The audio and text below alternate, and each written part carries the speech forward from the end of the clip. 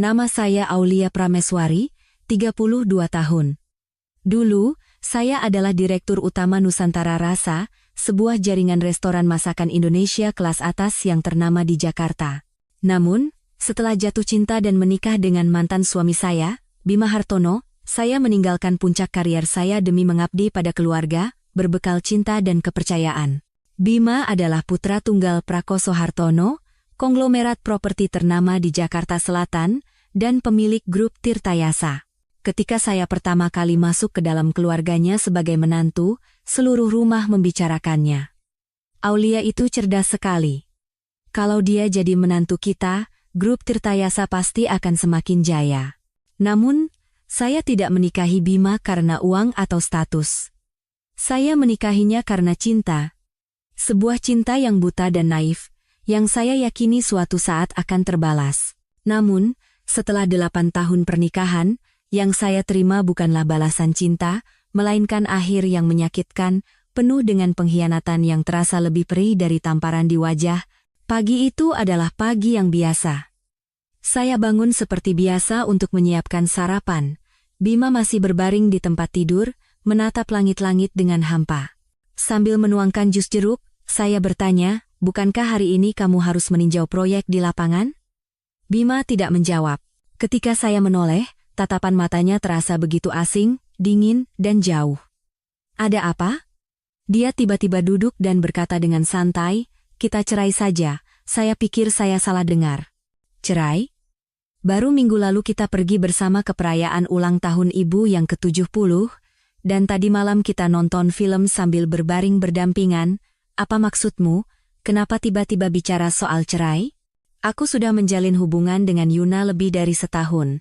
Sekarang aku ingin menikahinya."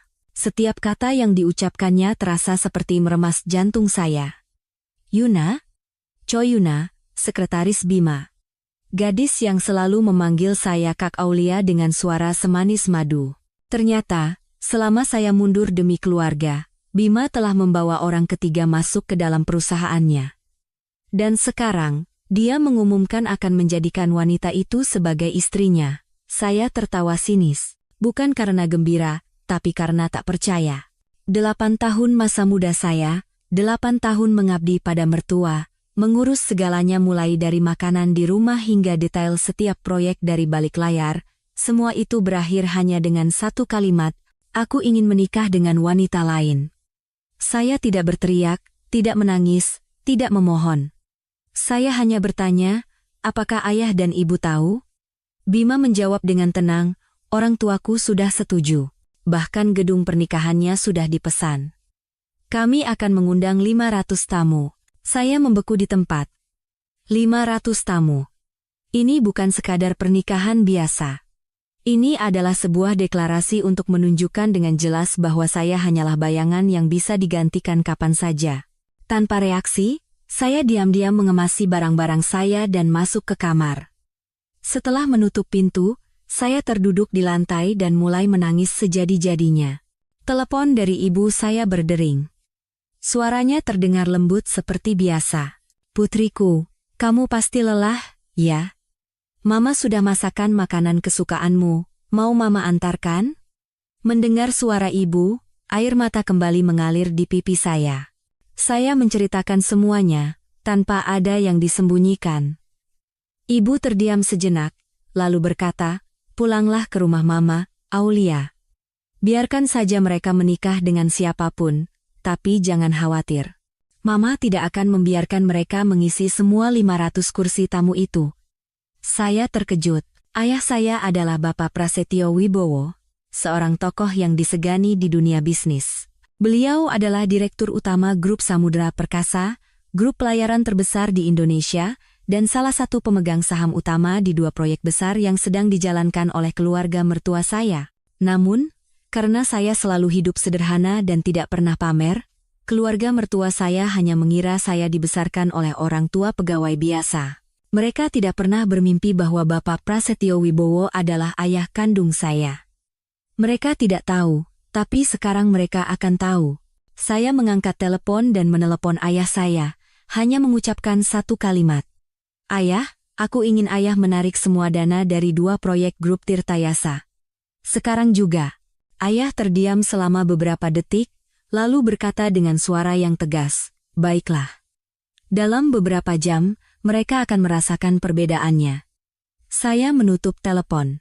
Di cermin, rambut saya acak-acakan dan mata saya bengkak, tetapi di lubuk hati saya, sebuah ketenangan mulai tumbuh. Saya tidak butuh 500 tamu undangan, tidak butuh satu kata maaf pun. Saya hanya ingin keadilan dikembalikan kepada saya dengan cara yang sama persis seperti mereka menginjak-injak harga diri saya dengan gembira. Malam itu, saya duduk di ruang keluarga rumah orang tua saya, mengenakan piyama putih, menyesap teh melati yang harum, sambil menonton siaran langsung pernikahan Bima dan Yuna di televisi. Tapi ada yang aneh, meja-meja panjang tampak kosong, tidak ada seorang pun yang duduk di kursi.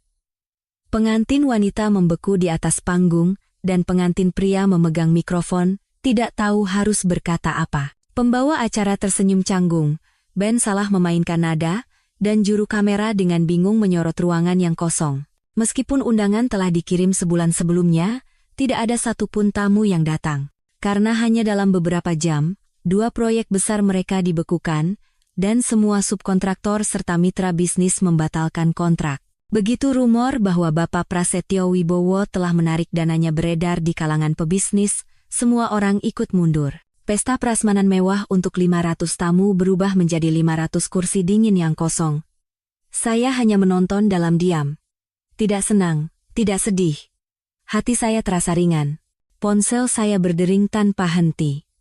Di layar tertera 3 panggilan tak terjawab dari Bima, 4 dari ibu mertua saya, dan 2 dari Tante Rina, kakak dari Bapak Prakoso Hartono. Semuanya adalah orang-orang dari keluarga mertua saya. Saya tidak mengangkatnya. Saya tahu mereka sedang dalam kekacauan.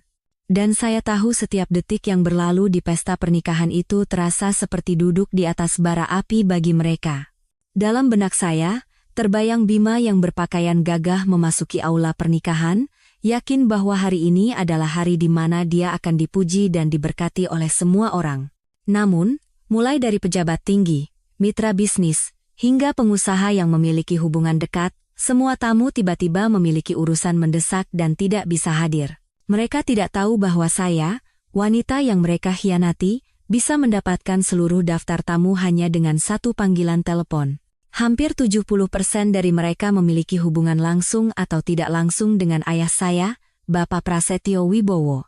Mereka berniat menghadiri pernikahan itu bukan karena menghormati keluarga mertua saya, tetapi karena saya, putri dari ayah saya, ada di sana. Ayah saya tidak suka keributan dan tidak ingin bermusuhan dengan besannya. Namun, ketika beliau mendengar tentang perselingkuhan Bima, dan bahwa seluruh keluarga mertua saya merestui pernikahannya dengan selingkuhannya, ayah berkata dengan tegas, "Jika mereka tidak lagi membutuhkanmu, itu berarti mereka juga tidak butuh apapun yang berhubungan dengan keluarga kita." Hanya 1 kalimat itu. Tetapi dengan 1 kalimat itu, semua proyek keluarga mertua saya berhenti total.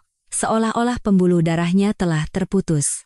Ibu mertua saya, Ibu Miranda Suryo, setelah terus-menerus menelepon tanpa hasil, akhirnya datang langsung ke rumah kami. Terdengar suara mobil yang berhenti mendadak dan langkah sepatu hak tinggi di atas lantai marmer. Ibu saya yang membuka pintu. "Mencari siapa?" "Ibu Prasetyo, saya harus bertemu dengan Aulia." Suara Ibu Miranda tidak lagi setajam biasanya, melainkan penuh dengan kepanikan dan kecemasan.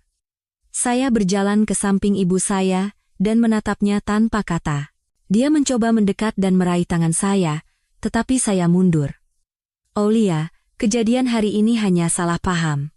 Sebenarnya, Yuna itu sudah lama membantu keluarga kami, dan kebetulan dia hamil. Makanya kami buru-buru menikahkan mereka." Saya tersenyum tipis. Senyum yang seringan bulu, tetapi setajam silet. "Ibu, jangan meremehkan saya. Apakah ibu pikir saya tidak tahu bahwa minggu lalu ibu dan ayah baru saja mengalihkan kepemilikan sebidang tanah atas nama bersama dengan Yuna? Dan bahwa ibu membuka toko perhiasan untuk Yuna sebagai hadiah pernikahan dari besan?" Ibu Miranda membeku. Dia tidak menyangka saya tahu sebanyak itu. Tapi bagaimana mungkin saya tidak tahu? Hanya dalam seminggu, Saya telah menyewa orang untuk diam-diam menyelidiki semua aktivitas keluarga mertua saya, mulai dari kondisi keuangan hingga hubungan personal mereka. Aulia, suaranya melunak, bagaimanapun juga, kamu pernah menjadi menantu di keluarga ini. Saya minta maaf. Tapi sekarang semua sudah tidak bisa diubah. Mitra bisnis membatalkan kontrak, bank membekukan rekening, dan para klien mengancam akan menarik uang mereka. Bisakah kamu bicara baik-baik dengan ayahmu? Saya menatap matanya lurus-lurus. Untuk pertama kalinya dalam 8 tahun menjadi menantunya, saya memandangnya sebagai sesama manusia. Bukan lagi sebagai sosok yang tertindas, diabaikan, dan dimanfaatkan. Apakah ibu tahu? Dulu saya berpikir akan tinggal di rumah itu selamanya. Saya menganggap ayah dan ibu seperti orang tua kandung saya, bahkan saya sampai memutuskan semua kontak dengan keluarga saya sendiri demi menjadi menantu yang baik. Tapi ibu menganggap saya apa? Ibu pengganti, pembantu rumah tangga kelas atas, atau boneka yang bisa ibu kendalikan? Bukan begitu. Lalu kenapa ibu melarang saya bekerja? Melarang saya bertemu teman-teman, bahkan melarang saya memakai baju yang bagus. Ibu bahkan mengendalikan suami saya seperti boneka. Ibu menikahkan dia dengan Yuna karena ibu pikir saya tidak akan melawan, bukan? Dia tidak bisa berkata apa-apa. Wajahnya pucat pasi seperti kertas. Dia menundukkan kepalanya. Untuk pertama kalinya dalam hidup saya melihatnya tampak begitu kecil. Sekarang dengarkan baik-baik, lanjut saya tidak akan melakukan apa-apa. Saya tidak akan bicara sepatah kata pun pada ayah, tapi ayah adalah seorang pebisnis. Tidak ada yang bisa memaksanya. Jika beliau menarik dananya, pasti ada alasannya. Jika ibu ingin menyelamatkan keluarga, suruh Bima meminta maaf secara terbuka, membatalkan pernikahan, dan memutuskan hubungan sepenuhnya dengan Yuna. Baru setelah itu akan saya pertimbangkan. Matanya terbelalak, seolah tidak percaya saya berani mengajukan syarat. Apa, kamu pikir kamu bisa mengendalikan keluarga ini? Saya tersenyum dan menoleh ke ibu saya. Bu, tolong antar nyonya ini keluar. Saya lelah. Ibu saya tanpa kata mengantar Ibu Miranda keluar pintu, dan saya kembali ke kamar, meminum teh yang sudah mendingin. Di luar, hujan deras mulai turun. Hujan itu seolah mencuci bersih tahun-tahun kesabaran saya, menjadi awal dari musim yang baru. Malam itu, saya menerima pesan dari seseorang yang tak terduga. Dari Yuna. Kak Aulia, maafkan saya. Saya tidak tahu kalau Mas Bima orang seperti itu. Saya sama sekali tidak tahu tentang pernikahan, dan saya tidak hamil. Saya hanya boneka yang mereka gunakan untuk menipu semua orang. Tolong bantu saya. Saya tercengang. Ada gelombang besar yang sedang bergejolak di bawah permukaan. Jika Yuna bukan orang ketiga yang sebenarnya, lalu siapa dalang di baliknya? Dan apa alasan sebenarnya yang membuat Bima begitu dingin mengkhianati 8 tahun pernikahan kami? Saya merasa bahwa semua ini baru saja dimulai. Pesan dari Yuna membuat saya tidak bisa tidur semalaman.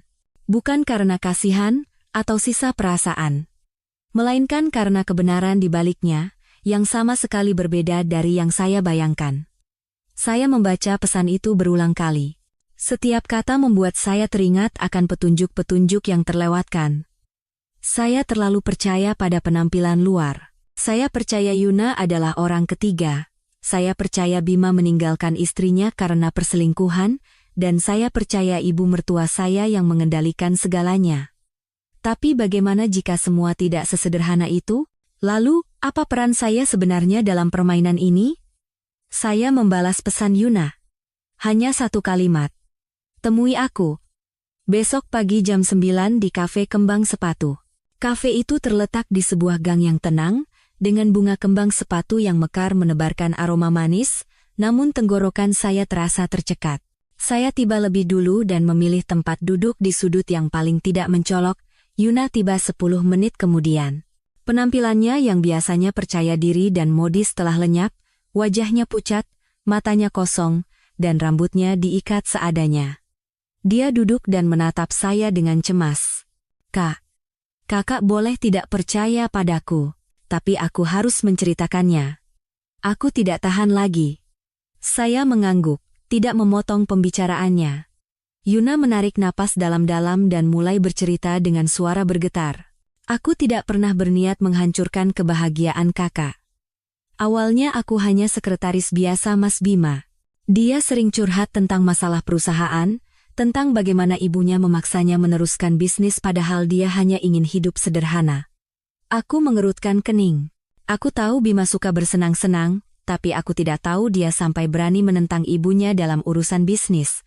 Yuna melanjutkan. Suatu hari, Ibu Miranda memanggilku ke ruang pribadinya. Beliau memberiku sebuah amplop berisi setumpuk uang dan surat perjanjian. Beliau bilang, kalau aku mau berpura-pura menjadi orang ketiga, Mas Bima akan punya alasan untuk menceraikan kakak. Sebagai imbalannya, beliau akan memberiku sebuah rumah dan uang yang cukup untuk hidup selamanya. Saya membeku. Aku setuju, tapi aku tidak menyangka masalahnya akan jadi sebesar ini. Aku kira hanya akan berlangsung beberapa bulan. Tapi Ibu Miranda menempatkanku di apartemen terpisah dan menyuruhku berpura-pura menjadi calon istri Mas Bima setiap kali bertemu dengan mitra bisnis. Baru di hari pernikahan, aku sadar bahwa aku hanyalah umpan untuk menipu semua orang. Umpan? Tanya saya dengan suara serak. Beliau ingin melegalkan hubungannya dengan seorang taipan tanah di kawasan BSD City. Orang itu suka wanita muda, dan ketika mendengar kabar bahwa Mas Bima akan meninggalkan istrinya untuk menikah denganku, dia berjanji akan memberikan 3 kafling tanah. Tapi karena campur tangan kakak, semua rencananya gagal. Orang itu membatalkan kontrak dan malah menuntut grup Tirtayasa atas penipuan. Saya tidak bisa mempercayai telinga saya. Seluruh pernikahan saya, seluruh kehormatan saya, telah digunakan sebagai syarat transaksi, layaknya sebuah barang dagangan. Ibu mertua saya, yang di depan umum selalu berbicara tentang moral dan agama, ternyata adalah dalang di balik sandiwara yang begitu kotor. Lalu kenapa Bima setuju? Tanya saya dengan air mata panas. Yuna menunduk. Karena dia punya banyak utang budi pada ibunya. Villa yang kalian tinggali, tanah di Bali, bahkan perusahaan yang dipimpinnya, semuanya atas nama Ibu Miranda. Beliau mengancam akan mengambil semuanya dan membuatnya menjadi gelandangan jika tidak menurut. Saya tertawa sinis. Kepahitan membuat tenggorokan saya tercekat. Ternyata, saya menikah dengan seorang pria yang tidak memiliki apa-apa selain nama besar sebagai putra grup Tirtayasa. Saya kira Bima adalah suami yang kompeten dan mencintai istrinya, tapi dia hanyalah pria lemah yang seumur hidupnya dikendalikan oleh ibunya. Lalu bagaimana dengan anak itu? Apa maksudmu kamu hamil? Tanya saya. Yuna menangis. Itu bohong, Kak. Ibu Miranda menyuruhku mengatakan itu agar pernikahan bisa terlaksana. Beliau mengancam akan menyebarkan foto-foto pribadiku jika aku menolak. Aku punya foto dengan mantan pacarku, dan beliau menyuruh orang untuk mendapatkannya dan menggunakannya untuk mengendalikanku. Saya mengepalkan tangan. Amarah dan sesak di dada bercampur aduk. Bagaimana mungkin orang seperti Miranda, yang pernah saya anggap dan panggil ibu, bisa melakukan perbuatan sekotor itu? Maafkan aku, kata Yuna. Aku salah. Tapi Kak, beliau punya rencana lain. Kakak harus hati-hati. Saya mengangkat kepala. Punggung saya terasa dingin. Rencana apa? Rencana untuk mengusir kakak dari rumah dengan jalur hukum. Sekarang beliau sedang menyiapkan dokumen untuk menuntut kakak atas tuduhan menempati properti secara ilegal. Rumah itu atas nama beliau dan Mas Bima, jadi kakak tidak punya bukti apapun untuk membuktikan hak tinggal di sana. Saya tercengang. Bahkan setelah sampai sejauh ini, wanita itu tidak tahu kapan harus berhenti. Saya sadar, jika saya tidak bertindak lebih dulu, saya yang akan tenggelam. Malam itu, saya menelepon pengacara pribadi saya, Bapak Suryo Wijoyo. Beliau adalah orang yang pernah bekerja sama dengan saya saat saya masih mengelola jaringan restoran. Saya mengirimkan semua informasi, dokumen, pesan, dan rekaman suara.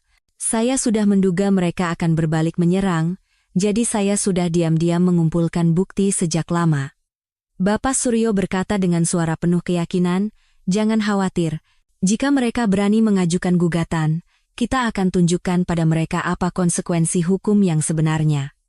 Saya menutup telepon dan berbaring di tempat tidur, menatap langit-langit. Dinding di sekitar saya sunyi, tetapi pikiran saya bergejolak seperti badai. Saya bukan lagi menantu yang lemah dari grup Tirtayasa. Saya adalah Aulia Prameswari, putri dari Bapak Prasetyo Wibowo, wanita yang pernah mereka remehkan. Sekarang, saya akan membuat seluruh grup Tirtayasa berlutut di hadapan saya, memohon satu persatu. Saat saya sedang menikmati kopi pagi, telepon dari Bapak Suryo Wijoyo berdering. Suaranya tenang namun jelas. Ibu Aulia, Ibu Miranda Suryo telah secara resmi mengajukan gugatan. Beliau menuduh Ibu menempati properti secara ilegal, menuntut Ibu untuk segera mengosongkan villa dalam waktu 7 hari dan membayar ganti rugi sebesar 1,2 miliar rupiah untuk biaya perbaikan karena penggunaan yang tidak semestinya. Saya tertawa sinis. Tidak mengherankan. Semua langkah ibu mertua saya sudah saya prediksi sejak lama. Dia memang tipe orang yang tidak akan berhenti sebelum mendapatkan apa yang diinginkannya. Terima kasih, Pak Suryo, saya sudah menduganya. Tenang saja, semua persiapan sudah selesai. Tapi, apakah ibu benar-benar yakin ingin mempublikasikan semuanya sebelum persidangan? Saya menarik napas dalam-dalam. Tatapan mata saya mantap. Saya tidak takut untuk mengungkapkannya. Saya hanya takut telah hidup dalam kebutaan. Jadi sekarang, saya harus membuka semuanya ke publik agar tidak ada lagi orang yang tertipu seperti saya.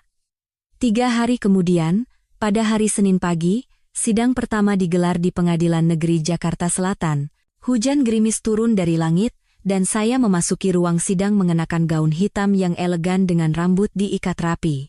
Di seberang, ibu mertua saya, Miranda Suryo, duduk mengenakan kebaya merah marun yang mewah, riasannya tebal, tetapi tatapan matanya dingin dan penuh perhitungan. Bima juga ada di sana.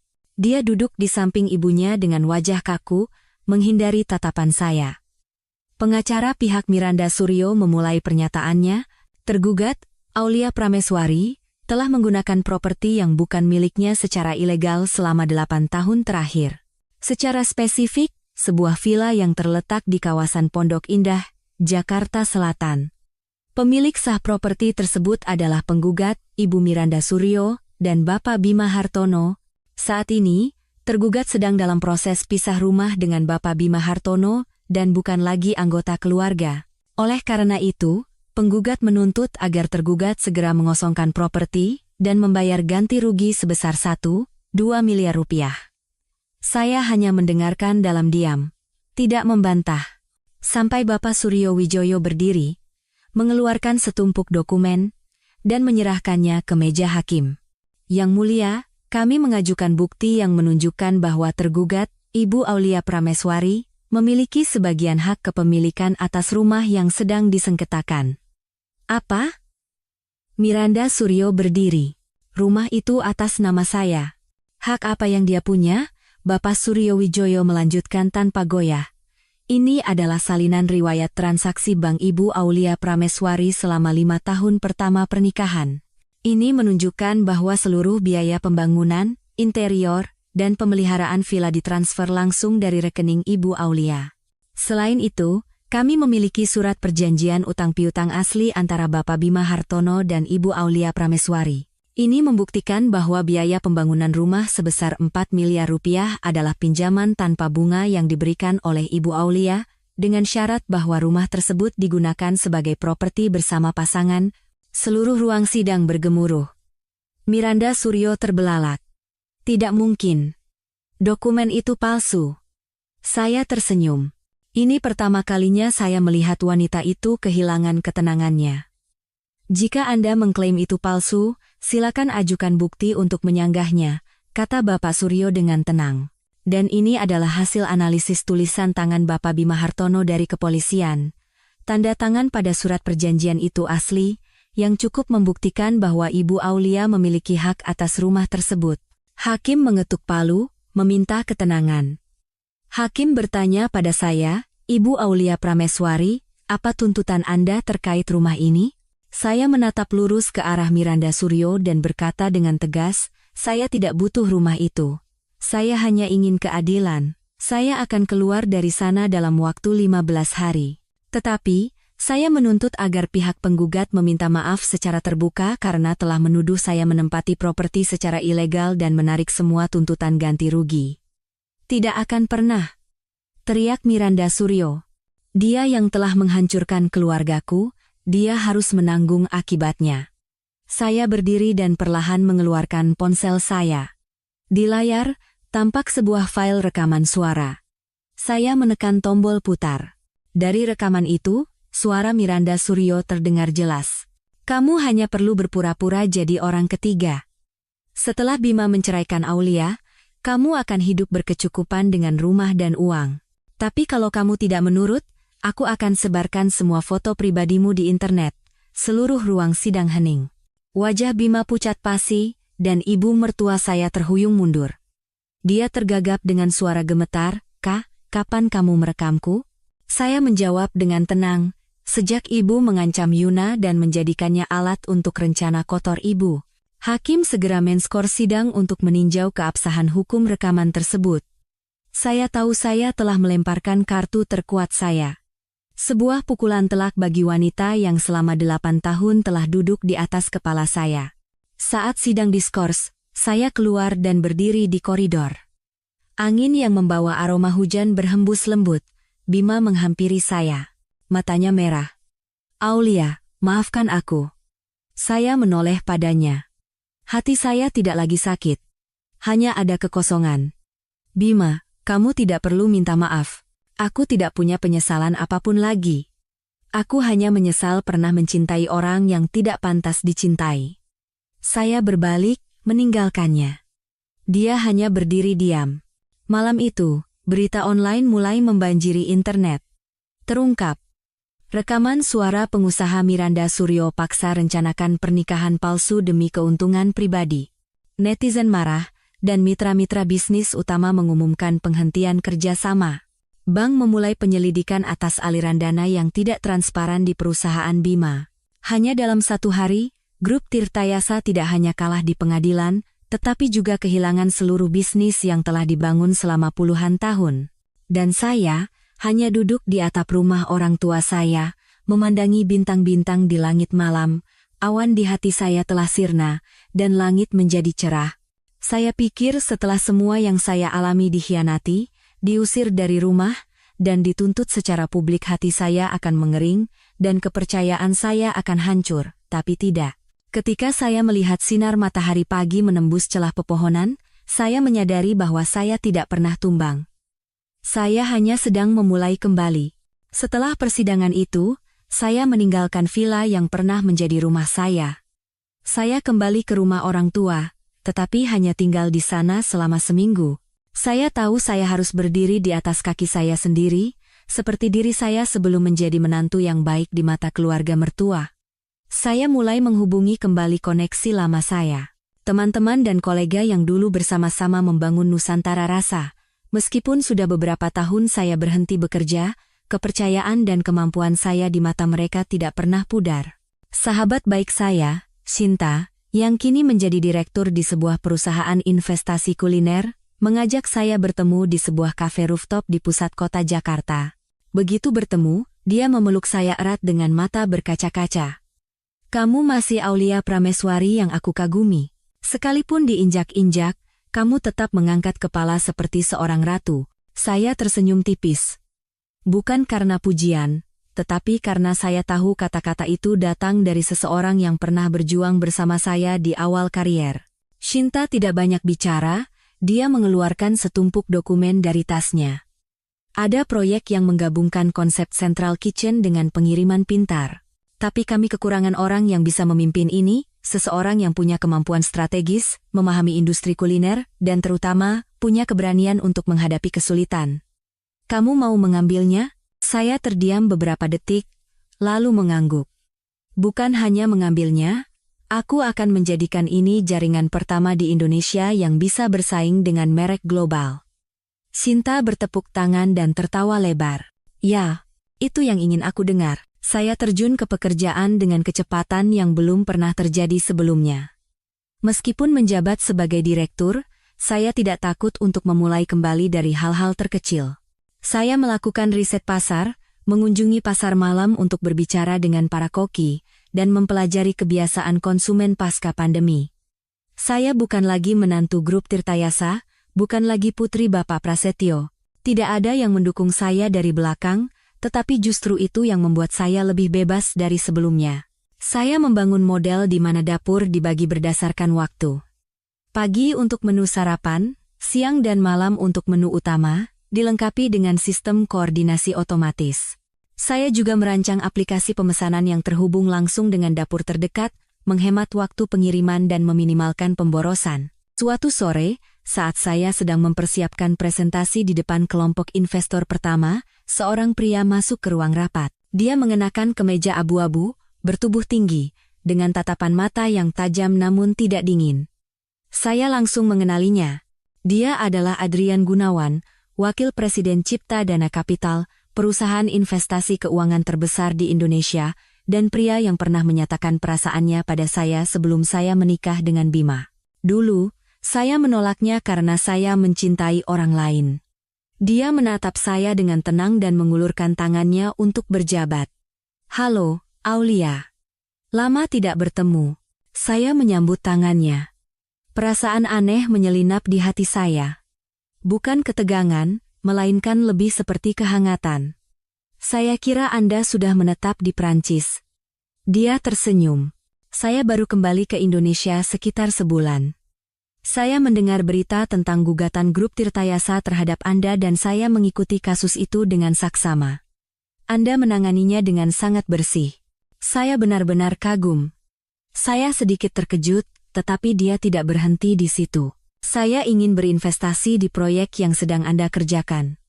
Bukan hanya sebagai investor, tapi saya ingin ikut serta menjadikan proyek ini sebagai contoh terbaik di industri." Saya mengangkat kepala dan menatapnya. Untuk pertama kalinya dalam beberapa tahun, seorang pria menatap saya bukan sebagai hadiah atau barang berharga, melainkan sebagai seorang wanita yang mandiri, cerdas, dan kompeten. Saya mengangguk. Jika Bapak Adrian siap untuk terjun langsung seperti saya tidak akan menolaknya. Adrian tersenyum. Jabat tangan kami hari itu bukan sekadar jabat tangan bisnis biasa, melainkan titik balik baru dalam hidup saya setelah melewati masa-masa kelam.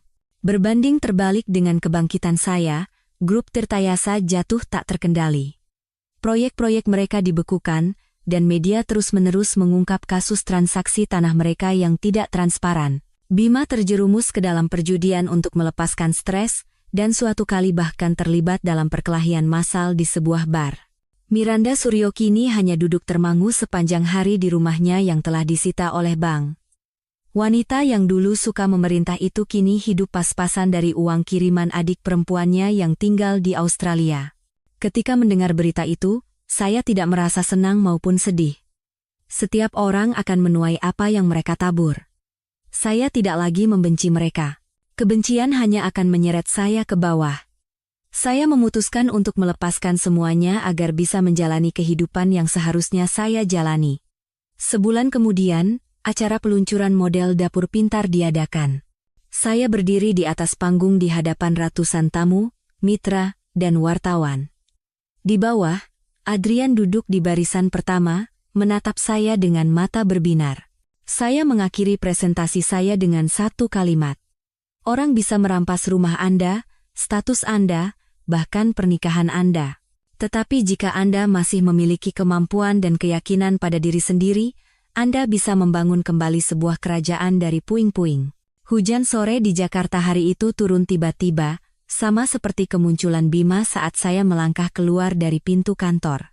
Saya baru saja selesai rapat dengan mitra dari Jepang, dan hendak pulang ketika sekretaris saya memberitahu bahwa seseorang bernama Bima menunggu di lobi. Saya berhenti sejenak. Sudah berbulan-bulan saya tidak mendengar kabar apapun tentang Bima. Dalam benak saya, dia sudah seperti figuran yang keluar dari panggung kehidupan saya. Setelah berpikir beberapa detik, saya mengangguk dan meminta sekretaris untuk mengantarnya ke atas. Bagaimanapun, saya tidak punya apa-apa lagi untuk ditakuti. Dan lebih dari itu, Saya ingin melihat mata pria yang telah mengkhianati saya dan mendengar apa yang akan dikatakannya sekarang. Pintu terbuka, dan Bima masuk dalam keadaan basah kuyup. Dia tampak sangat kurus. Tidak ada lagi setelan mahal atau sepatu mengkilap. Hanya kemeja usang dan mata yang cekung seperti kurang tidur. Dia berdiri sejenak, lalu perlahan menundukkan kepalanya. Aulia, ada yang ingin aku bicarakan. Saya mengangguk ringan dan menunjuk ke kursi di seberang saya. Dia duduk dan memandang sekeliling kantor mewah di markas dapur pintar pertama di Indonesia. Pencapaian yang dulu pernah dia cemooh karena dianggap tidak akan pernah saya raih. Kamu baik-baik saja, katanya pelan. Berkat kamu, aku jadi bisa sebaik ini, jawab saya tanpa sindiran atau cemoohan. Hanya fakta. Dia menunduk, kedua tangannya terkepal erat dan gemetar. Setelah hening sejenak, dia mengangkat kepala dan berkata dengan suara serak, aku datang ke sini bukan untuk meminta apa-apa. Aku hanya ingin menceritakan satu hal. Sesuatu yang berhubungan dengan ayahmu. Saya mengerutkan kening. Jantung saya sedikit berdebar. Ayah saya, Bapak Prasetyo Wibowo, adalah orang yang selalu saya hormati. Beliau hidup jujur sepanjang hidupnya, mencintai istri dan anak-anaknya, dan tidak pernah melakukan hal yang tidak benar. Apa hubungannya Bima dengan beliau? Katakan saja, jawab saya singkat. Bima mengeluarkan setumpuk dokumen usang dari sakunya. Itu adalah salinan akta tanah yang ditandatangani lebih dari 10 tahun yang lalu. Di sana tertera tanda tangan ayah saya dan nama asing, Santoso Adiwijaya. Kamu kenal orang ini, Santoso Adiwijaya? Tanya Bima. Saya menggeleng. Dia ayah kandungku. Saya bingung. Apa maksudmu? Santoso Adiwijaya ayah kandungmu? Bukannya Bapak Prakoso Hartono? Ibu Miranda dulu pernah bekerja di kantor ayahmu? Mereka diam-diam menjalin hubungan. Tenggorokan saya tercekat. Kamu gila. Bima mengeluarkan selembar foto usang lagi. Foto ayah saya di masa mudanya, tersenyum bahagia bersama seorang wanita muda, dan seorang bayi di pangkuan mereka. Ayah saya terlihat sekitar usia 30-an. Saya mengenali wanita itu sebagai Miranda Suryo, ibu mertua saya. Tidak mungkin, gagap saya. Foto ini asli. Ibu menyimpannya sendiri dan memberikannya padaku sesaat sebelum keluarga kami bangkrut. Seluruh tubuh saya terasa dingin. Bima menatap saya dengan mata berkaca-kaca. Kamu tahu kenapa ibu selalu meremehkanmu? Dulu dia sangat mencintai ayahmu, tapi ayahmu meninggalkannya dan menikahi ibumu. Karena itu, dia dipenuhi kebencian, dan ketika aku menikahimu, dari lubuk hatinya yang paling dalam, dia tidak pernah bisa menerimamu. Saya berdiri tegak, tangan saya menekan meja. Kenangan lama menyeruak kembali. Tatapan dingin Miranda Suryo setiap kali saya berbicara tentang orang tua saya, larangannya untuk mengunjungi rumah orang tua saya dengan alasan menjaga nama baik, dan momen ketika dia mengerutkan kening saat melihat foto pernikahan saya yang terpajang di rumah. Ternyata semua itu bukan karena kekurangan saya, melainkan karena saya adalah putri dari pria yang dia cintai tetapi tidak bisa dia miliki.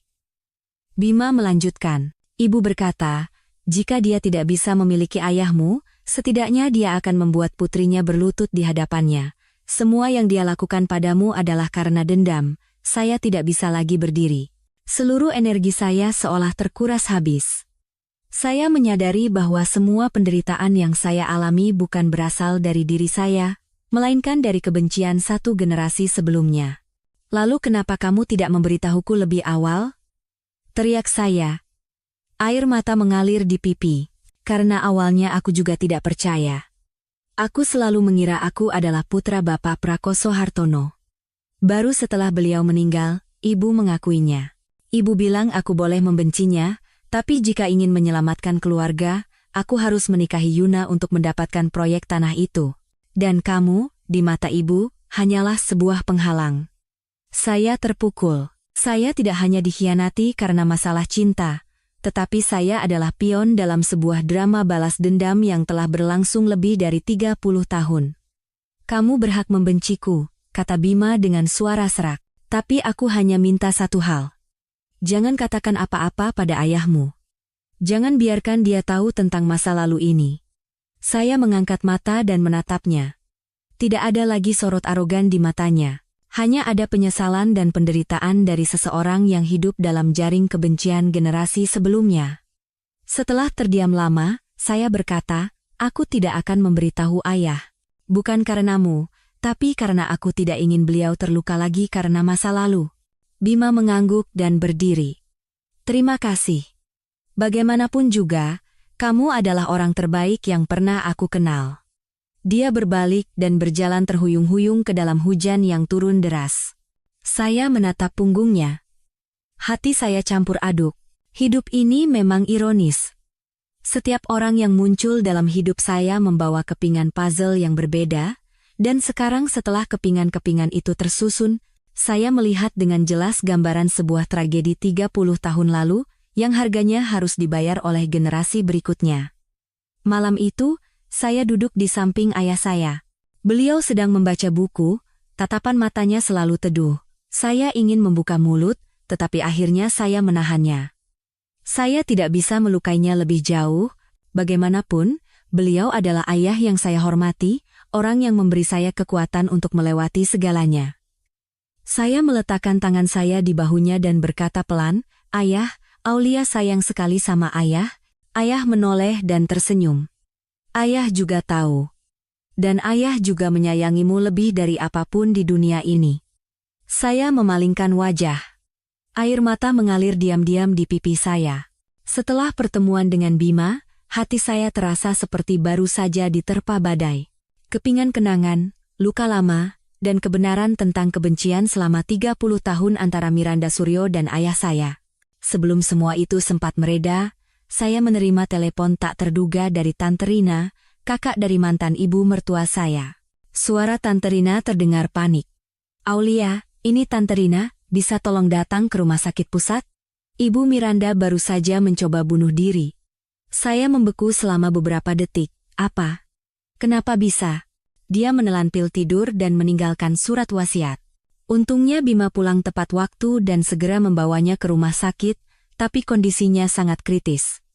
Saya menggenggam ponsel erat-erat. Tangan saya gemetar. Saya pikir saya sudah benar-benar memutuskan hubungan dengan grup Tirtayasa. Tapi mendengar berita itu, ada sudut hati saya yang terasa ngilu. Bukan karena kasihan pada Miranda Suryo, tetapi karena saya tidak menyangka dia akan mengambil pilihan se-ekstrem itu. Saya tiba di rumah sakit sekitar jam 10 malam. Koridor sepi, bau disinfektan menusuk hidung. Bima terduduk di luar ruang gawat darurat, menutupi wajahnya dengan kedua tangan. Penampilannya sangat mengenaskan. Dia mengangkat kepala saat melihat saya. Matanya merah. "Ibu masih di dalam," kata dokter. Dia menelan terlalu banyak obat, jantungnya sempat berhenti sebelum dilakukan resusitasi. Saya duduk diam di kursi di sebelahnya tanpa berkata apa-apa. Berbagai macam emosi berkecamuk di dalam hati saya. Ibu meninggalkan surat wasiat. Bima mengeluarkan selembar kertas yang terlipat 4 dari sakunya. Tangannya gemetar. "Mau baca?" Saya menerimanya. Kertas itu kusut, tetapi tulisan tangan Miranda Suryo masih kukuh dan familiar. Namun, isinya membuat saya tercengang. Saya, Miranda Suryo. Seumur hidup saya hidup dalam dendam, iri hati, dan perhitungan. Saya sangat mencintai ayah Aulia, Prasetyo Wibowo. Tapi dia meninggalkan saya dan menikahi wanita lain yang lebih lembut dan sesuai norma. Saya tidak bisa menerimanya, dan berusaha menghancurkan semua yang dia miliki, dimulai dari putrinya. Saya menikahkan putra saya dengan Aulia. Bukan demi putra saya, tetapi karena saya ingin melihat putri Pak Prasetyo menderita dan dikhianati, agar saya bisa melihat tatapan matanya yang penuh derita, tapi saya salah. Aulia tidak bersalah sama sekali. Dia anak yang baik, cerdas, dan berhati mulia. Namun, saya tidak ragu untuk menghina dan merendahkannya. Ketika dia meninggalkan rumah saya pikir saya telah menang.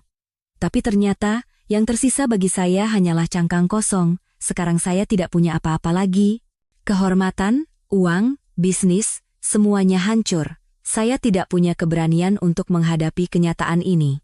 Jika ada kehidupan selanjutnya, saya ingin berdoa agar bisa menjadi Ibu Aulia, bukan musuh dalam hidupnya yang hina dan egois. Saya melipat kertas itu. Tenggorokan saya tercekat oleh emosi yang tak terlukiskan. Semua kebencian seolah luntur oleh beberapa baris tulisan itu. Saat itu, saya mengerti bahwa beberapa orang memilih jalan hidup yang salah karena mereka terlalu sakit, terlalu kesepian, dan terlalu lemah untuk tahu cara mencintai dengan benar. Bima menunduk dan memegang tangan saya. Kalau ibu tiada, aku ingin kamu yang mengurus pemakamannya mewakili keluarga. Pikiranku sudah tidak bisa berfungsi lagi. Saya tidak mengangguk atau menggeleng, hanya menatapnya dengan tatapan tenang. Untungnya, Miranda Suryo sadar setelah 3 hari di ruang perawatan intensif. Saat dia membuka mata, orang pertama yang dilihatnya adalah saya. Matanya sayu dan lemah, tetapi ada kelegaan di sana. Aulia, saya mengangguk. Saya datang bukan karena ibu, tapi karena putra ibu, dia menggigit bibirnya. Suaranya setipis benang. Terima kasih, bagaimanapun juga, terima kasih. Saat saya hendak berbalik, dia mengulurkan tangannya dan menggenggam tangan saya dengan lembut. Jika kamu bisa memaafkan, maafkanlah wanita bodoh ini. Jika tidak bisa, setidaknya jangan biarkan dirimu hidup dalam kebencian sepertiku. Saya menggenggam tangannya dengan lembut, tidak menjawab, tetapi semua dendam di hati saya terasa ringan seketika. Beberapa permintaan maaf tidak perlu diucapkan dengan kata-kata, cukup dengan sentuhan ringan di ambang kematian. Beberapa minggu kemudian, Miranda Suryo keluar dari rumah sakit.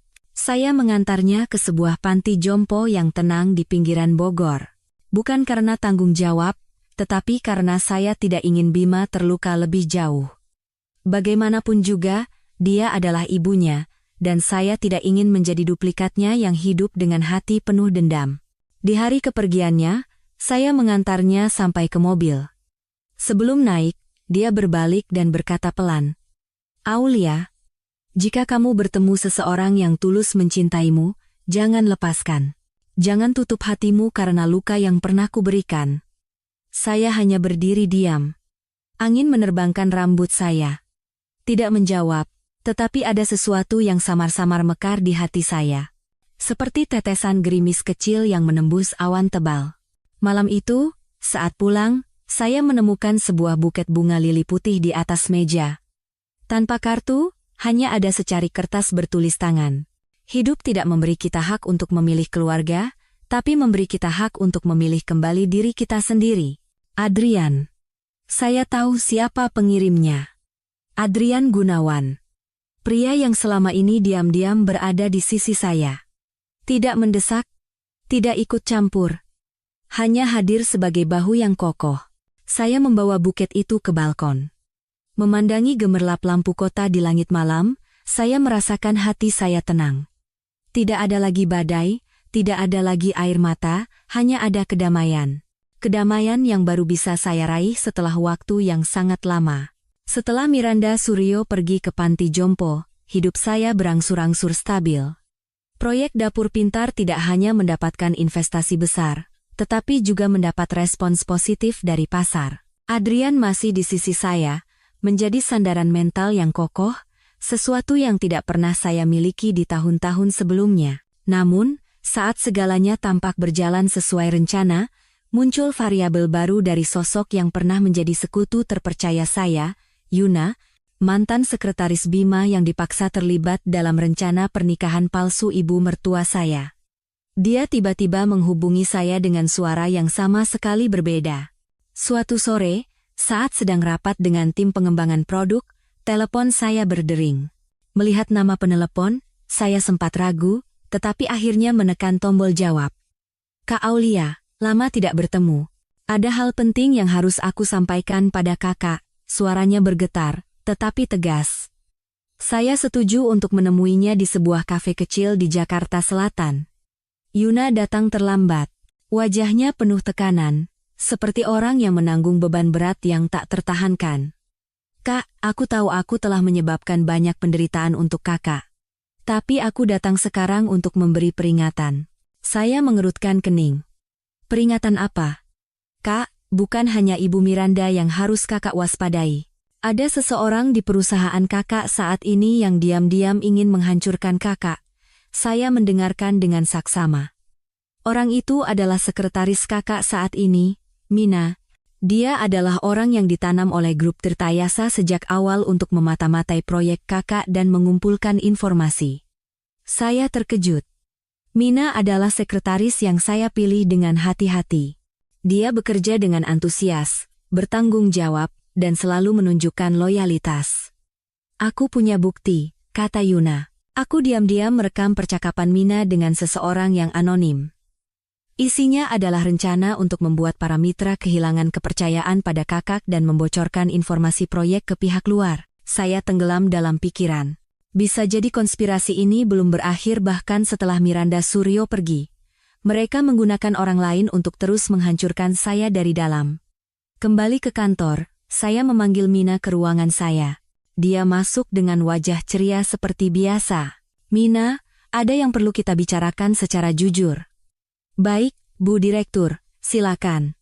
Saya memutarkan file rekaman yang dikirim Yuna. Isi percakapannya sangat jelas dan tidak bisa disangkal.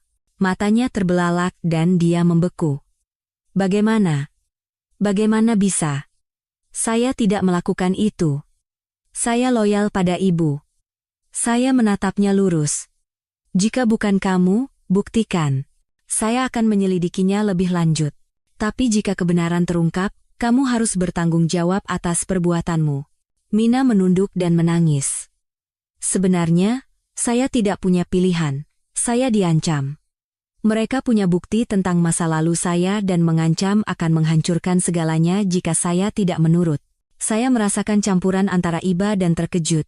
Di balik penampilan loyalnya, dia juga seorang korban. Maukah kamu membantuku menghancurkan konspirasi ini? Ya, saya ingin menebus kesalahan saya. Kami bergandengan tangan dan menyusun rencana untuk membalikkan keadaan. Mina akan terus berpura-pura menjalankan sabotase, sambil memberikan semua informasi penting kepada saya tentang target, rencana, dan waktu mereka. Hanya dalam beberapa minggu, saya dan pengacara saya telah mengumpulkan cukup bukti untuk menuntut kelompok yang menyabotase proyek kami, termasuk beberapa tokoh kunci dari grup Tirtayasa. Persidangan baru dimulai, dan media kembali heboh, tetapi kali ini, saya bukan lagi pihak yang lemah. Malam itu, Adrian datang ke sisi saya dan menggenggam tangan saya dengan lembut. Kamu telah berjalan sangat jauh. Dan apapun jalan yang terbentang di depan, aku akan bersamamu. Saya tersenyum. Hati saya dipenuhi harapan dan kekuatan. Saya menyadari bahwa sebanyak apapun badai yang menerpa hidup ini, selama saya tidak kehilangan keteguhan dan tahu cara bersandar pada orang yang tepat, akan selalu ada cahaya di ujung terowongan. Setelah kesuksesan awal model dapur pintar, saya dan Adrian mulai berpikir untuk memperluas skala. Tidak hanya di dalam negeri, tetapi juga merambah pasar internasional. Ini adalah lompatan besar yang membutuhkan persiapan matang, mulai dari sumber daya keuangan, sumber daya manusia, hingga strategi bisnis yang sistematis. Kami memutuskan Singapura sebagai pijakan pertama, sebagai pusat keuangan dan perdagangan internasional yang paling ramai di Asia Tenggara. Membawa proyek ke luar negeri tidak hanya akan membangun citra, tetapi juga membuka peluang kerjasama yang luas dengan mitra internasional. Namun, semakin jauh kami melangkah, semakin jelas pula rintangan yang tak terduga. Suatu pagi, saat sedang melakukan rapat video dengan mitra di Singapura, saya menerima pesan misterius. Hati-hati dengan orang yang paling kamu percaya. Apa yang terlihat tidak selalu seperti kenyataannya. Pengirimnya tidak dikenal. Saya terkejut. Saya memang waspada terhadap konspirasi dari grup Tirtayasa, tetapi kali ini, sepertinya ada kekuatan lain yang lebih licik dan kuat. Dalam rapat-rapat berikutnya, ditemukan indikasi kebocoran informasi proyek dari beberapa karyawan baru di tim saya. Dokumen penting dan rencana strategis jatuh ke tangan pesaing. Saya mulai menyelidiki kembali semua personel, baik internal maupun eksternal, dengan cermat. Kali ini, bukan hanya konspirasi grup Tirtayasa, tetapi ada mata-mata yang bersembunyi di dalam organisasi saya. Adrian dan saya memutuskan untuk menyewa tim keamanan siber dan tim investigasi profesional tambahan untuk menemukan orang dalam tersebut. Ini adalah pertarungan yang menegangkan antar internal, di mana setiap langkah harus diperhitungkan dengan cermat. Di saat yang paling menegangkan, Adrian tiba-tiba melamar saya. Dia berkata, "Kamu tegar, berani, dan setiap hari membuatku kagum. Aku ingin berjalan bersamamu di jalan ini sampai akhir, bukan hanya sebagai rekan, tetapi sebagai pendamping seumur hidup." Saya menatapnya, hati saya dipenuhi haru dan kebingungan. Di tengah badai, memiliki seseorang yang selalu ada, percaya, dan mendukung saya adalah hal yang paling berharga. Saya mengangguk pelan. "Kamu adalah satu-satunya orang yang aku inginkan untuk berjalan bersama di jalan ke depan." Namun, kebahagiaan itu tidak berlangsung lama. Suatu sore saat saya hendak meninggalkan kantor, sebuah amplop tanpa nama pengirim tergeletak di meja saya. Di dalamnya ada foto-foto saya dan Adrian bersama di sebuah acara internasional, disertai tulisan, "Berani-beraninya menipu, kamu akan menanggung akibatnya." Saya menyadari ini adalah peringatan dari kekuatan yang tidak menginginkan kemajuan saya. Saya dan Adrian memutuskan bahwa kami harus bersiap untuk pertarungan yang berat, tidak hanya dalam bisnis, tetapi juga untuk bertahan hidup. Hidup selalu menempatkan kita pada situasi yang tak terduga. Tapi saya percaya, selama tidak kehilangan keyakinan dan kegigihan, kesulitan apapun bisa diatasi. Setelah menerima ancaman yang signifikan itu, Adrian dan saya memutuskan untuk bertindak. Kami sadar bahwa aturan permainan telah berubah. Ini bukan lagi sekadar bisnis, melainkan perang demi kehormatan dan kelangsungan hidup perusahaan. Suatu pagi, di kantor pusat perusahaan, kami mengadakan rapat penting dengan semua eksekutif senior. Adrian membuka pembicaraan, "Kita sedang menghadapi kekuatan yang besar, tidak hanya di dalam negeri tetapi juga secara internasional. Ini bukan persaingan biasa. Saya mengusulkan pembentukan tim khusus untuk memusatkan semua sumber daya kita demi mencegah kebocoran informasi, melindungi proyek, dan memastikan kemenangan." Saya setuju dan menambahkan, "Yang terpenting adalah menjaga semangat persatuan, transparansi, dan tidak membiarkan musuh melemahkan kita dari dalam." Beberapa hari kemudian, jaring investigasi kami mengungkap nama yang tak terduga, Tuan Tanaka Kenji, pimpinan sebuah konglomerat makanan ternama dari Jepang dan seorang raksasa di industri kuliner Asia. Tuan Tanaka diidentifikasi sebagai dalang di balik konspirasi untuk menyabotase proyek saya, dengan tujuan menyingkirkan pesaing potensial sebelum saya berhasil mengukuhkan posisi di pasar internasional. Adrian dan saya tidak punya pilihan lain selain bertemu langsung dengan Tuan Tanaka untuk bernegosiasi. Pertemuan itu diadakan di sebuah hotel mewah di Tokyo. Tuan Tanaka, seorang pria berusia pertengahan 50-an, menyambut kami dengan pembawaan yang tenang dan tatapan mata yang tajam. Sikapnya sopan namun penuh kewaspadaan. Dia berkata, "Saya telah mengamati langkah Anda, Nona Aulia. Anda berbakat, tetapi industri ini bukan untuk yang lemah. Saya akan memberi Anda sebuah ujian. Jika Anda lulus, saya akan membantu Anda masuk ke pasar internasional. Jika tidak, Anda akan selamanya menjadi pecundang." Saya merasakan ini adalah sebuah ujian sekaligus peluang. Sekalipun sulit, saya tidak akan mundur. "Saya terima tantangannya," kata saya. "Dengan syarat, semua kesepakatan harus transparan dan adil." Tuan Tanaka tersenyum. "Itulah yang saya harapkan dari seorang pesaing yang berharga."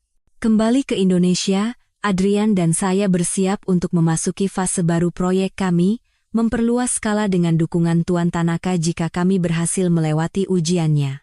Namun, di saat segalanya tampak akan berjalan lancar, sebuah insiden besar terjadi. Mitra terbesar kami di Singapura tiba-tiba mengumumkan penarikan diri, menyebabkan kerugian jutaan dolar. Penyebabnya adalah skandal media yang direkayasa dengan licik untuk merusak reputasi perusahaan saya. Di hadapan badai, saya sekali lagi menyadari bahwa untuk bertahan dan berkembang, tidak hanya dibutuhkan bakat, tetapi juga kemauan yang teguh dan hati baja. Ketika mitra terbesar kami di Singapura tiba-tiba menarik diri, saya dan Adrian dihadapkan pada titik balik yang serius. Bukan hanya kerugian finansial, tetapi juga ancaman kehilangan kepercayaan pasar dan proyek. Media mulai membanjiri dengan artikel-artikel yang mengungkap dugaan penipuan keuangan hingga pertanyaan tentang asal-usul dana investasi perusahaan saya. Rumor menyebar dengan cepat, merusak reputasi pribadi dan merek secara serius. Saya tidak bisa tinggal diam melihat kerja keras saya dinodai. Untuk memulihkan nama baik dan menghukum dalang di baliknya, saya memutuskan untuk membawa kasus ini ke pengadilan. Pertarungan hukum berlangsung sengit. Pengacara saya mengumpulkan bukti satu persatu, mulai dari rekaman suara, email, pesan elektronik, hingga dokumen yang membuktikan kegiatan transparan perusahaan. Pada saat yang sama, saya mendapat dukungan besar dari mitra-mitra kecil yang percaya pada proyek dan kemampuan saya. Mereka berdiri di pihak saya dan membantu memberikan tekanan pada kekuatan lawan. Persidangan berlangsung di bawah sorotan media dan dunia bisnis. Saya berdiri di kursi saksi, menjawab setiap pertanyaan dengan jujur tanpa menghindar. Setelah berhari-hari perdebatan, pengadilan memutuskan bahwa semua tuduhan terhadap saya tidak berdasar dan memerintahkan penuntutan terhadap individu-individu di balik kampanye kotor tersebut. Kemenangan hukum ini tidak hanya memulihkan nama baik saya, tetapi juga membuat saya dihormati dan dikagumi oleh banyak orang. Namun, saya sadar bahwa pertarungan belum berakhir, dan untuk melangkah lebih jauh, saya harus siap menghadapi setiap tantangan. Adrian menggenggam tangan saya dan berkata, "Kamu telah melakukan apa yang tidak bisa dilakukan oleh kebanyakan wanita. Aku bangga padamu." Saya tersenyum. Hati saya terasa lebih kokoh dari sebelumnya. Setelah persidangan yang sukses, kehidupan saya dan Adrian berangsur-angsur stabil dan memasuki fase perkembangan baru. Namun, di lubuk hati, saya tahu bahwa kesuksesan hari ini tidak bisa menghapus kenangan pahit di masa lalu. Suatu sore, setelah hari yang melelahkan, saya pulang dan menemukan sebuah kotak kayu kecil yang dibungkus rapi di atas meja. Tanpa nama pengirim, hanya tulisan tangan sederhana, "Untuk putriku tercinta, Aulia." Dari ayah. Saat saya membukanya, di dalamnya ada sebuah jam tangan tua. Di bawahnya terukir tulisan, "Kekuatan bukan berasal dari senjata, tetapi dari hati yang teguh." Bersama itu, ada surat panjang dari ayah saya. Beliau menulis tentang penyesalannya karena tidak cukup sering mengatakan bahwa beliau mencintai saya di masa-masa sulit, dan tentang keyakinannya yang kuat pada kemampuan dan keberanian putrinya. Saya membaca surat itu berulang kali. Air mata mengalir di pipi. Di tengah semua yang saya alami, saya tidak pernah menyadari bahwa ayah selalu diam-diam mengawasi, mendukung, dan percaya pada saya dari belakang. Keesokan harinya, Adrian tiba-tiba bercerita tentang masa lalunya, sesuatu yang belum pernah dia ceritakan kepada siapapun. Dia pernah mendapat tekanan berat dari keluarganya, menanggung ekspektasi yang terlalu besar, dan sempat kehilangan arah. Namun, dengan kekuatan dan tekadnya sendiri, dia bangkit kembali, terus belajar, dan menjadi sosok yang saya kenal hari ini. Dia berkata, "Kamu bukan hanya orang yang membuatku menemukan kembali keyakinan, tetapi juga orang yang menginspirasiku untuk berubah." Saya menggenggam tangannya. Saya tahu perjalanan ke depan masih penuh tantangan, tetapi dengan dia di sisi saya tidak lagi merasa sendirian. Sejak saat itu, saya dan Adrian bersama-sama membangun proyek baru, Jaringan Pangan Pintar, yang menggabungkan teknologi dan tradisi untuk memperkenalkan kuliner Indonesia ke dunia. Melalui hari-hari panjang bekerja bersama, kesulitan yang menumpuk, dan momen-momen manis bersama, saya menyadari bahwa kebahagiaan bukanlah tujuan, melainkan perjalanan itu sendiri. Saya bukan lagi wanita naif dan lemah yang dikhianati dan disakiti. Saya adalah wanita yang kuat, tahu cara mencintai, dan tahu cara memaafkan. Memaafkan bukan karena lemah, tetapi untuk membebaskan diri dari beban masa lalu. Keluarga kami, yang pernah melewati begitu banyak lika-liku, kesalahpahaman, dan konflik, akhirnya berdamai. Orang-orang yang dulu saling curiga dan menyakiti kini duduk bersama dengan ketulusan dan kelapangan dada. Bisnis saya tidak hanya sukses di pasar domestik, tetapi juga merambah ke kancah internasional, turut memperkenalkan nilai-nilai budaya dan semangat Indonesia kepada sahabat-sahabat dunia. Saya tahu perjalanan ke depan masih panjang dan penuh tantangan. Tapi saya tidak lagi takut. Karena saya punya keyakinan, cinta, dan hati yang tidak akan pernah berhenti berjuang. Terkadang, hidup memberi kita ujian berat dan momen-momen yang sepertinya mustahil untuk bangkit kembali. Namun, kegigihan, kelapangan dada, dan keyakinan pada diri sendiri akan membawa kita melewati segala rintangan. Melalui kisah saya berharap Anda memahami bahwa tidak ada manusia yang sempurna dan hidup membutuhkan pengampunan, cinta, serta keadilan untuk mencapai kebahagiaan yang berkelanjutan.